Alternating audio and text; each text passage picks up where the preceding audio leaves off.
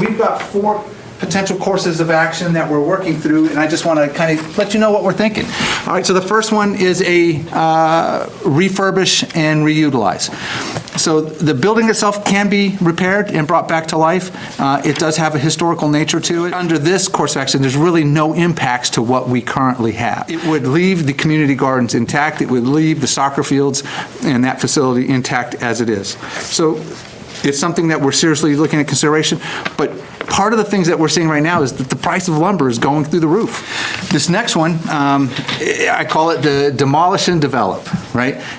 What we could do is demolish the building and then parcel this out. We see up to, depending on how it's laid out, 9 parcels that would be there. So that would be, instead of a cost, a revenue estimate that we could gain $1.8 million for this if this were the option. We would have to move the community gardens and find another spot to do that. This particular course, an interesting one, and we could parcel this particular, the home front, right, and sell the home front. Or we could enter into a lease agreement, or a long-term lease, where somebody would come in with the guarantee to rebuild, restore, whatever it is. I mean, the sky's the limit here on this one particular lot, right, and then either created a home or some kind of facility for use here.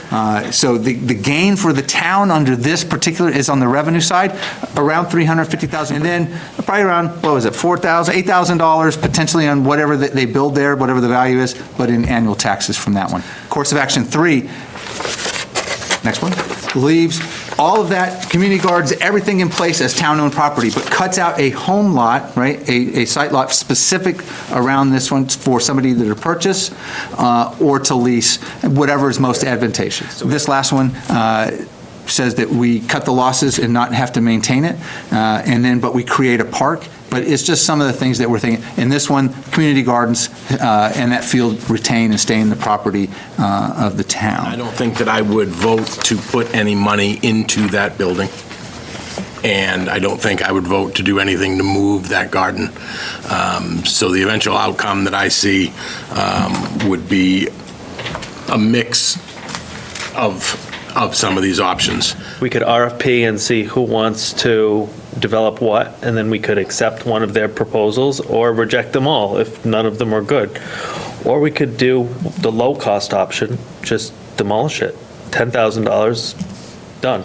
I am in favor of door number 4, the demolish and create a park. I personally am not in favor of selling off house lots. I understand that we would generate some money, but every single thing we do shouldn't have to just generate money.